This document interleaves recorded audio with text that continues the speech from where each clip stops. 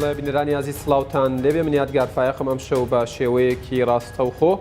لە شاری سلێمانیەوە و میوانەکەشم لە شاری هەولێرەوە لاگەڵتانە بین بۆ باسی ڕۆژ.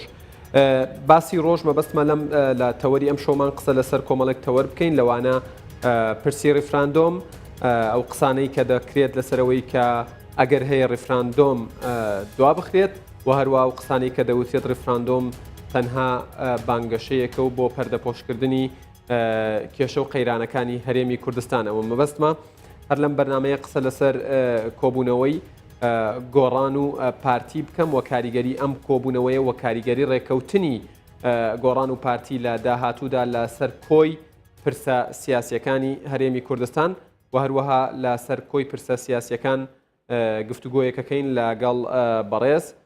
کاکساسان ئەونی ئەندامی سەرکردایەتی پارتی دیموکراتی کوردستان. سڵاوت لێبێ و ئەم کاتت باش کاکساسان مەبەستمە بە پرسیارێک دەست پێ بکەم ئەوی شەوەیەکە ئەمڕۆ کۆبوونەوەیەکتان هەبوو دانیشتێکی جەماوەریتان هەبوو لەگەڵ کاک مەسعود بارزانی سەرۆکی هەرێمی کوردستان ئەو پەیامانە چی بوون بۆی لە زاری جەنابیشتانەوە بە بینەران بگات کە سەرۆکی هەرێمی کوردستان ئاراستەی ناوخۆی کوردستان و دەرەوەشی کرد.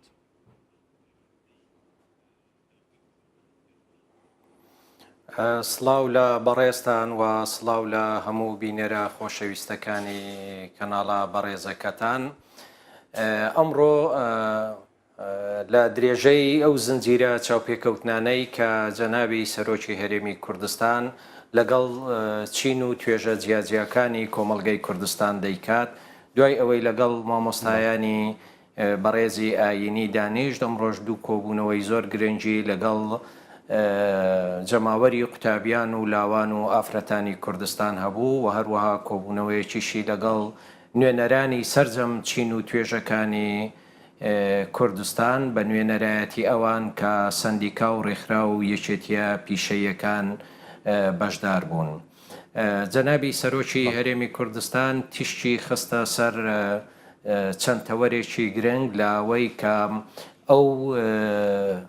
ڕێکخراوانە ئەو ئەندامانە و نوێنەرایەتی ئەو چین و توێژانە چۆن دەتوانن ڕۆڵی کارا بجێڕن لە بانگەشەکردن و سەرخستنی پرسی ڕیفراندۆم و گەیشتن بە سربەخۆیی و باسی لە ئەو زوڵمە مێژوویانەی کە بە درێژایی دروستبوونی دەوڵەتی عێراق و پێشتر کە لە خەڵکی کوردستان کرایە و نەتیجەکەی چ بووە و ڕۆڵی خەڵکی کوردستان لە دروستکردنی دەوڵەتی عێراق و ئاکامەکەشی کە بە شێوەیەکی خراپ لە بۆ خەڵکی کوردستان شکاوەتەوە و جەنابیان تەرکیزی خستە سەر ئەوەی کە ئامانجی هەموو شۆڕش و ڕاپەڕین و قوربانیەکانی خەڵکی کوردستان هەر لە سەرەتاوە مەبەستێکی هەبووە ئەویش کە سربەخۆیی بووە و هەموو ئەو شێوازانەی تر تاقیکراونەتەوە هەر لە حکمی زاتی هەر لە فیدرالی هەر لە لامەرکەزی ئەنجامەکەی هەر نەهامەتی بۆ خەڵکی کوردستان بۆیە زەڕورە کە ئامانجی سیاسی خەڵکی کوردستان لەو قۆناغی ئێستادا بگوازرێتەوە لە بۆ ئەوەی کە سربەخۆ بێ و خاوەنی کیانی خۆی بێ و خاوەنی دەوڵەت بێ و ئەوەش تەنها بە ئەوە دەکرێت یاخود ئەوەش یەک لەو ڕێگەیانەی کە بۆ گەیشتن بەو مافە ئەوەیە کە ڕیفراندۆم بکرێ و ڕیفراندۆمیش کە بڕیار لێدراوی هەموو حیزب و لایەن زۆربەی زۆری حیزب و لایەنە سیاسیەکانی کوردستانە کە لە هەفتی حوزەیران ئەو بڕیارەدرا و بڕیاردرا کە 25 مانجی ئەیلولی داهاتوو بە ڕۆژی ڕیفراندۆمی کوردستان دامەندرێ باشڵکی کوردستان کاکساسەندەی ئێوە تێبینیتان کرده بێت لە گفتگۆکەی ئەمڕۆی جەنابی بارزانی و کۆی سەرکردایەتی سیاسی کورد هەستەکەن کورد جارێکی تر ئامادە بێت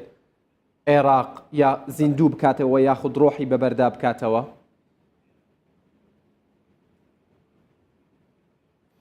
ئەوەی لە وتەکانی جەنابی سەرۆک بارزانی بە ئاشکرا کە پێشکەشی ئامادەبوانی کرد کە پاشگەزبوونەوە لە پیادەکردنی ئەو مافەن نییە لە پیادەکردنی مافی ڕیفراندۆم و ڕۆیشتن بەرەو سربەخۆیی و ئەوە تاقیکرایەوە کە ئێمە و حکومڕانی لە عێراق ئەوان ئێمە بە شەریک بە هاوبەش قبول ناکەن و ئێمەش جارێکی تر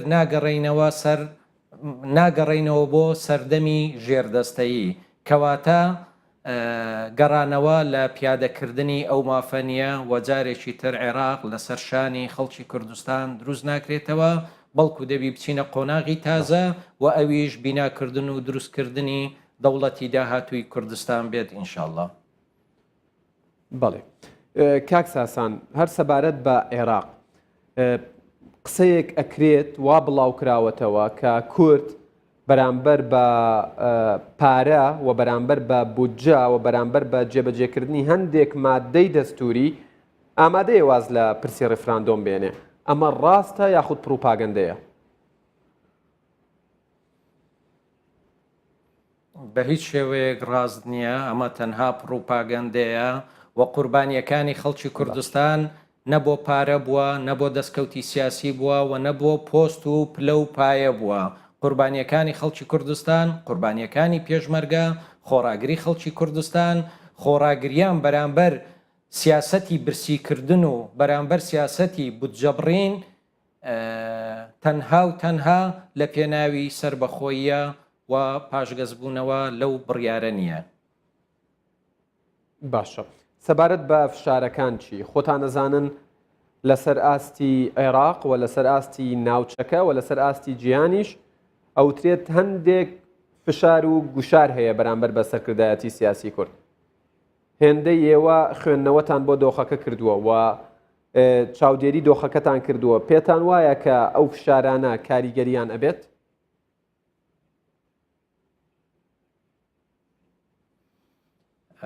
بەتاکید حەقی هەر وڵاتێکە کە بیر لە بەرژەوەندیە استراتیژیەکانی خۆی بکاتەوە. ئەوەی لەسەر ئێمەیە کە بیڵێن ئەوەیە لە هەرێمی کوردستان نابینە مەترسی لە بۆ سەر بەرژەوەندی هیچ وڵاتێکی جیهان و بە تایبەتی وڵاتانی دەوروبەرمان. هەر وەک چۆن لە 25 ساڵی ڕابردوو کوردستان فاکتەری سەقامگیری بووە لە ناوچەکە و فاکتەری ڕاگررتنی ئاسایش و بەرژەوەندی دراوسێکان و هاوپەیمانان بووە، بە تاکید لە قۆناغی داهاتوش زیاتر دەبێتە هۆی سەقامگیری و دەبێتە فاکتەرێکی بەهێزتری ڕاگررتنی ئاسایش لەو ناوچەیە. بەڵێ، ئەمە ئەبێ ئەم پەیامە چۆن ڕوون بکرێتەوە، ینی چۆن بە شێوەیەک لە شێوەکان بەڕوونی، بە وازحی، بە جوانی، بە ڕێکوپێکی بگاتە بڵێن ئەو کەسانی لە عێراقن و ئەو کەسانی لە ئێرانن و ئەو کەسانی لە تورکیان بە دیاری کراوی. ئەبێ ئەم پەیامە بە چ ڕێگەیەک بگەیەندرێت؟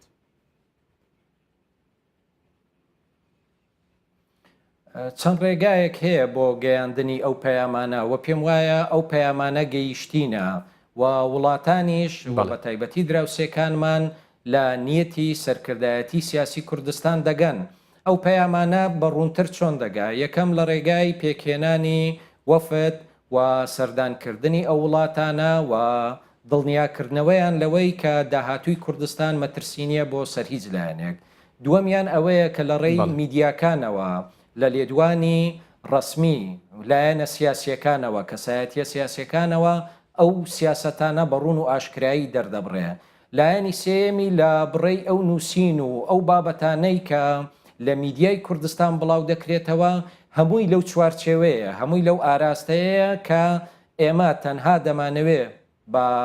مافێکی خوایی خۆمان بگەین کەوا دەمانەوێ مافێکی یاسایی و ئاسایی و هاوڵاتیانەی هەموو هاوڵاتیەک لەسەر گۆی زەوی ئەو مافەی هەیە دەمانەوێ پیادەی بکەین و ئەوەی لەسەر هێزە سیاسیەکانمان و حکومەتی هەرێمی کوردستان و دامەزراوە ڕسمیەکانی کوردستانە ئەوەیە کە پێداگیری لەسەر ئەوە بکەین چۆن لە 25 ساڵی ڕابردوو لە دوای ڕاپەڕینەوە هۆکاری ڕاگررتنی ئاسایش و دروستکردنی بەرژەوەندی وڵاتان بووین لە هەرێمی کوردستان و بە هەمان شێوە لە دوای ڕیفراندۆم و لە دوای ڕاگەیاندنی سربەخۆی و دروستکردنی دەوڵەتیش بە هەمان شێوە دەمێنینەوە. باشە، جگەلەوە نێرایەتی ئەو وڵاتانەش لە هەرێمی کوردستان هەیە بمبورە بمبورە نوێنەرایەتی ئەو وڵاتانە هەمووی زۆربەی زۆری وڵاتانی جیهان نوێنەرایەتیان لە کوردستان هەیە و بە تایبەتی وڵاتانی دراوسێمان نوێنەرایەتیان لە کوردستان هەیە و تەماسی ڕۆژانەیان لەگەڵ میدیا و لەگەڵ خەڵک و لەگەڵ هێزە سیاسیەکان هەیە و دڵنیام من لەوە ڕێی خۆمە کە ئەوان ئەو تەسەوڕیان هەیە و لەو پرەنسیپە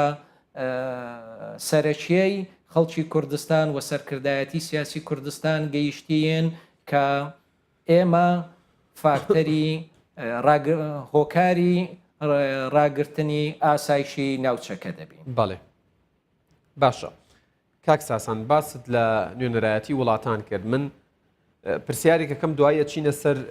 نوێنەرایەتی وڵاتان و گرنگیان و هەندێک پرسیاری تر سەبارەت بەوان. ئێوە ڕۆژانە بەرکەوتنتان لەگەڵ گەنجانەیە، بەرکەوتنتان لەگەڵ میدیاکان هەیە و بەرکەوتنتان لەگەڵ کەسانی بیانیش هەیە. هەست ئەکەن مێدیا سەبارەت بە پرسی ڕفراندۆم و سەبارەت بە پرسی سربەخۆی توانیوێتی بە ئەرکی خۆی هەڵبسێت، یاخود هەندێک میدیا ڕۆڵیان هەبووە لەوەی کە ڕوویەکی خراپی یاخود ڕوویەکی سلبی هەرێمی کوردستان پیشانی دەرەوە بن لە ڕێگەی وەرگێڕانی بابەتەکانیان بۆ ئەنگلیزی و بۆ عەرەبی و بۆ زمانەکانی دیکە. بە مەبەستمان. بەڵێ ئەوە ڕای کەسی خۆمە و لە چەند بۆنەیەکی تریش گوتومە و لە چەند چاوپێکەوتنێکی تریش گوتومە و ئێستاش دەیرێمەوە. پێم وانییە لە پرسی سربەخۆیی بێلایەنی هەبێتن. دەکرێت لەسەر هەر پرسێکی تر بەسەر بەرەیە بەسەر دووبەرە بەسەر چەند بەرەیەک دابەش ببین. بەڵام مەسەلەی سربەخۆیی میلەتێکی ژێردەستی سەدەها ساڵە کە هەموو جۆرەکانی قەڵاچۆکردنی لەگەڵ بەکار هاتووە، پێم وانییە کە هەڵگری پەیامی جودا و ڕەئی جودا بێ دەبی هەمومان لەسەری کۆک بین و تەنانەت ئەگەر ڕەیەکی مخالیفیش ڕەیەکی جیاوازیشمان هەبی لەسەر ئەو پرسا دەکرێت بە شێوازێکی بەرپرسانە و بە ڕیزگرتن لەو خەڵکەی کە بوونەتە قوربانی لەسەر بابەتی سربەخۆیی و لەسەر بابەتی بەدەستێنانی مافەکانی خەڵکی کوردستان کە بوونەتە قوربانی ڕێز لە هەست و سۆزی ئەو خەڵکە بگیرێ. بۆیە پێم وایە هەندێک میدیا لەگەڵ ڕیزم بەڵام تۆزێک بەناپەر پرسانە لەگەڵ ئەو بابەتە ڕەفتار دەکەن و ڕەفتارەکەیان لە قازانجی لە بەرژەوەندی خەڵکی کوردستان لە کۆتاییدا ناشچێتەوە. تەبیعی بڕوام وایە ئەو پرسە گەورە کاریگەری لەسەر دروست ناکاتن، بەڵام هەر لە ڕووی سۆزی نیشتیمانی و نەتەوەیەوە کە تەمەشا دەکەین خۆش نییە ڕاگەیاندنێکی کوردی زمان ئەوڕۆکە لەگەڵ دروستکردنی دەوڵەتی سربەخۆ نەبێت و لەگەڵ گەیشتن بە مافی سربەخۆیی نەبێت. بەڵێ کاک ساسان بە باسکردن لە ئازادی و بە باسکردن لە پایەکانی دیموکراسی ئەوترێت شتێکی ئاساییە کە بەڵێ و نەخێر هەبێت و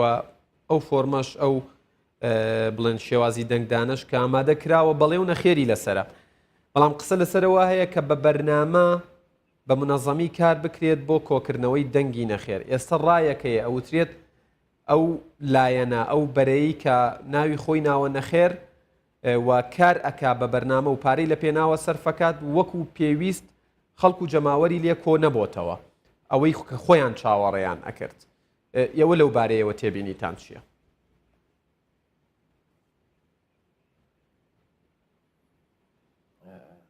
ئەمن حەز ناکەم لەسەر بەرێ قسە بکەم کە دژە مافەکانی خەڵکی کوردستانە و دژی خواستی سەدان ساڵەی خەڵکی کوردستانە و دەبوایە ئەو خەڵکە ئەوەندە بای ئەوەندە زیرەکیان تێدا بە کە لە قوربانیەکانی خەڵک گەیشتبان و لەوە گەیشتبان ئەو خەڵکە لەگەڵ ئەوەی کە ڕخنەی هەیە لە هەموو لە هەر بابەتێک کە ڕخنەی لەسەر سیستەمی سیاسی لە بەڕێوەچوونی حکومڕانی لەسەر هەر بابەتێک هەبێتن، بەڵام لە نەتیجە کەس سربەخۆیی وڵاتی خۆی بە نەخێر ناگۆڕێتەوە. بۆیە پێم وانە نەجوڵانەوەیەکی ئەوەندە بەهێز بێت نە ئاکامێکی سەربەرزانە و شەڕەفمەندانەی لە بۆ ئەو کەسانە هەبێت کە بەداخەوە ئەو کارە دەکەن. بڵێ کەواتە بە لە بەرچاوگرتنی ئەوەی کە هاوڵاتیان هەستەکەن پرسی سربەخۆیی پرسێکی گرنگە سەرڕای ئەوەی کە غەدر هەیە سەرڕای ئەوەی کە نائەدالەتی هەیە سەرڕای ئەوەی کە ئەوترێ گەندەڵیش هەیە ئەمە ئەرکی حکوومەتی هەرێم قورستر ناکە بۆ ئەوەی خێراتر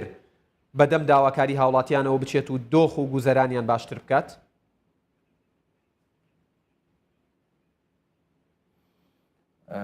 بەتاکید ئەوە بابەتێکی گرنگە ژیان و بژێ و گوزەرانی خەڵک لە ئەولەویاتی حکوومەتی هەرێمی کوردستانە و پێویستە ئەو بارودۆخە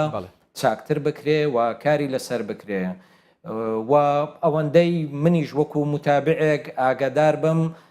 دام و دەستگاکانی حکوومەتی هەرێمی کوردستان بەردەوام کار لەسەر ئەو بوارە دەکەن بەڵام وەکو گوتم لەگەڵ هەبوونی هەر تێبینیەک لەسەر هەر شێوازێکی ژیانی ئەو ڕۆکە کە لە کۆمەلگای کوردستان بەڕێوە دەچێت بەڵام هیچی پاساو نییە بڵێن وەڵاهی کاکە ئێستا سەردەمی سربەخۆیی نیە دەبێ ئەمە لەو قۆناغەڕا بوەستین هەتا هەموو شتەکان باش دەکەین ئەو جا بەرەو سربەخۆیی بچین. ئێستا لە چرکەساتێکی مێژوویی داین لە قۆناغێکی مێژوویی داین و ئەو هەلومەرجەی ئێستا لە بۆ سربەخۆیی لە کوردستان هاتۆتە ئارا و مەجای وەی تێدایە کە خەڵکی کوردستان بەو ئاراستەیە بڕوا پێم وانییە بە تاجیلکردنی یاخود بەڕاگررتنی لە بۆ ماوەیەکی نادیار کە نازانین ئەو ماوەیەکەیە و نازانین لە داهاتوو چیمان لێ بەسەردێ و نازانین ئەو هەلومەرجەی کە ئێستا هەیە ئەو هەلومەرجە بەردەوام دەبێت کە پێم وانییە بەردەوام بێ لۆیە ناکرێ بە هیچ شێوەیەک ئەو هەلومەرجە لەدەست بدەین و ئەوەی کە بە درێژایی 100 ساڵی ڕابردوو بزوتنەوەی ڕزگاری خوازی کوردستان خەباتی بۆ کردیە ئێستا لەو چرکەسات و لەو وەرچەرخانە مێژوویەداین دەبی زۆر بەزیرەکی بیقۆزینەوە و سەرکردایەتی سیاسی کوردستان توانیویانە کاری لەسەر بکەن و جەماوەریش خەڵکی کوردستانیش لەو قەناعەتە گەیشتون و ئەو قەناعەتەیان هەیە و ئەوانیش پێم وابێت زۆر بەگەرمی لە ڕۆژانی داهاتوو دەیبینین کە لەگەڵ خواستی سەرکردایەتی سیاسی دەبن و کار لە بۆ سەرخستنی ڕیفراندۆم دەکەن و لە بۆ خەڵکی دنیا دەیسەلمێنین کە میلەتێکین حەزمان لە ئازادیە حەز دەکەین سەر بەخۆ بین و حەز دەکەین کە بە ئاسایش و بە هێمنی و بە خۆشی و بە هەموو ئەو مافانەی کە خەڵک لە دنیا پیادەی دەکات ئێمەش لە کوردستان بتوانین وابین و پیادەی بکەین و لە هەمووشی گرنگتر کوردستان وەکو لانکەیەک یا وەکو پێگەیەک لە بۆ زۆر لە نەتەوە و ئاین و ئاینزا و مەسهەبی جیاجیا کوردستان جارێکی تر دەبێتەوە چۆن لە پێشتر نمونەی پێکەوە ژیان بووە لە چەند ساڵی ڕابردوو لە کاتی هێرشی تیرۆرستانی داعش بووە لانکە و ئارامگەی لێقەوماوان لە هەموو عێراق لە کوردستان خۆیان بینیەوە لە داهاتوش دەوڵەتی کوردستان و کوردستانی دوای سربەخۆیی بە هەمان شێوە دەوڵەتی هەموو پێکاتەکان دەوڵەتی هەموو ئاینەکان دەوڵەتی هەموو نەتەوەکان دەوڵەتی هەموو ئاین و ئاینزاکانی ئەو ئاینزایانە دەبێت کە لەسەر خاکی کوردستان دەژین. باشە ئێوە و بینەرانیش ئاگادارن کە ئەمڕۆ پارتی دیموکراتی کوردستان لە گردی زەرگەتە بارەگای سەرەکی بزوتنەوەی گۆڕان بۆ ماوەی نزیکەی 5 کاتژمێر گۆڕان و پارتی لە کۆبوونەوەدا بوون. ئێوە وەکو ئەندامێکی سەرکردایەتی پارتی دیموکراتی کوردستان مەبەستمە بۆ بینەرانیشی ڕوون بکەنەوە دنیابینی پارتی دیموکراتی کوردستان بۆ چارەسەرکردنی کێشەکان لە ئێستادا چییە و چۆنە؟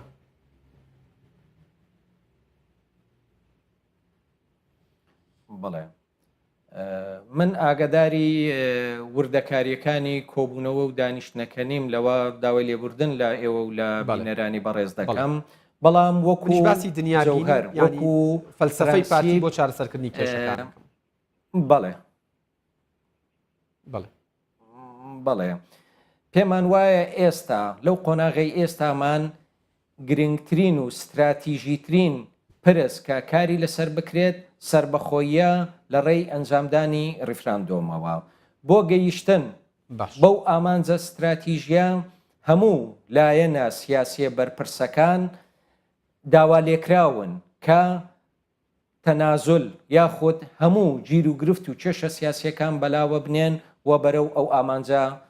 بەرز و پیرۆزە بڕۆن. ئێمە وەکو پارتی دیموکراتی کوردستان وەکو لایەنێکی سەرەکی و بەرپرس لەو بابەتە ئەوەمان ئیعلان کردووە کە هەموو خلافاتی سیاسی خۆمان بەلاوە ناوە و ئەو کێشانەی کە پێشتر هەبوون بەلاوەمان ناوە و دەرگاکانمان بەڕووی هەموو نەیارە سیاسیەکانی خۆمان کردوتەوە و تەنازولمان لەو داواکاریە سیاسیانە کردووە کە پێشتر بەرامبەر لایەنەکانمان هەبووە و بە هەمان شێوە واش دەڕوانین کە بۆ گەیشتن بەو پرسە چارە نووسسازە لایەنە سیاسیە بەرپرسەکانی تریش بە هەمان شێوە لە داواکاریەکانیان یاخود لەو خلافە سیاسیانەی کە بەرامبەر پارتی دیموکراتی کوردستانیان هەیەە بێنە خوارەوە و پێکەوە بتوانین هەمومان و لەگەڵ نەوەک بەتەنیا لایەنە سیاسیەکان بەڵکو لەگەڵ خەڵکی کوردستان و تاکەتاکەی ڕۆشنبیران و هەموو چین و توێژەکان و کەسایەتیە سیاسی سربەخۆکان بتوانین بەرامبەر ئەو پرسە بچین. جگەلەوە وەکو پارتی دیموکراتی کوردستان هەموو توانای مرۆیی و ڕێکخستنی خۆمان و هەموو توانای میدیایی خۆمان لە بۆ سەرخستنی ئەو پرسە تەرخان کردووە. ڕێکخستنەکانمان بەردەوامن لە کاری ڕۆژانە و لە هوشیارکردنەوەی جەماوەر و لە هاندانیان و لە تێگەیاندنیان لەو بابەتە و میدیاشمان وەکو میدیایەکی بەرپرس وەکو میدیایەکی مەسئول وەکو میدیایەکی دوور لە مهاتەرات و دوور لە شەڕی ڕاگەیاندن ئەو بابەتە ڕوون دەکاتەوە. تەنانەت لە هەندێک جار لەو جارانەی کە هێرشمان دەکرێتە سەر بەردەوام میدیای پارتی میدیایەکی بەرگریکار بووە، میدیایەکی هێرشکەر نەبووە، میدیایەک بووە کە ناچار بووە بەرگری بکات کە پێشم وایە ئەوە ئەو پەڕی بەرپرسیارەتیە. باشە کاک ساسان لە پاڵ باشترکردنی گوزەرانی هاوڵاتیان و کارکردن بۆ سەرخستنی ڕێفراندۆم کاراکردنەوە و ئاساییکردنەوەی پەرلەمانی کوردستان لە کوێی ئەجێندای پارتی دیموکراتی کوردستانە.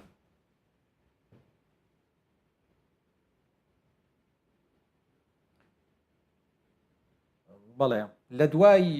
ڕووداوەکانی مانجی حوزەیران کە پەرلەمانی تێدا پەکخرا دیارە وەکو ئەو حیزبەی کە زۆرترین ژمارەی کورسیەکانی پەرلەمانمان هەبووە و پەرلەمانی کوردستان پێکهاتەکەی بە ئیتیفاقی سیاسی ئێمە لەگەڵ لایەنەکانی تر دروست بوو، ئێمە ئەو ئیتیفاقە سیاسیەمان هەڵوەشاندەوە و نزیکەی 2 ساڵ و قسوور پێداگیریمان لەسەر ئەوە کرد کە ئەو ئیتیفاقە سیاسیە کاری پێ ناکەین. بەڵام لە ماوەی چەند مانجی ڕابردوو بۆ گەیشتن بە استراتیژە گەورەکە و ئەنجامدانی ڕێفراندۆم جارێکی تر چاومانجێراوە بەو داواکاریە سیاسی کە هەمان بوو و ئەوانەمان بەلاوەنا بۆیە بەبێ هیچ مەرجێک ڕازی بووین کە ئێستاش ڕازین کە پەرلەمانی کوردستان وەکو خۆی کارا بکرێتەوە و بە مەهامی سەرەکی خۆی هەڵبستیت کە ئەویش هاوکاریکردنی سەرکردایەتی سیاسیە لە دەرکردنی بڕیار و پاڵپشت بێت لە بەڕێوەچوونی پرۆسەی ڕیفراندۆم و گەیشتن بە سربەخۆیی کە ئێمە ئەو داواکاریانەمان داواکاریەکانی پێشومان بەلاوەناوە بە تەکید چاویشمان لەوەیە کە بەڕێزانی تری لایەنەکانی تریش ئەگەر داواکاری تەعجیزی وایان هەبێت کە لە خزمەتی ئەو ڕەوشەنە بێت ئەوانیش بەلایەوە بنێن و بەرەو ئامانجا گەورەکە دەست لە ناو دەست هەنگاو بنین. بەڵێ کاک ساسان ئەونی ئەندامی سەرکردایەتی پارتی دیموکراتی کوردستان سوپاس بۆ کاتێک کە بە ئێمە و بە بینەرانت بەخش. زۆر سپاس بۆ ئێوە و زۆر سپاس بۆ بینەرانی خۆشەویستە.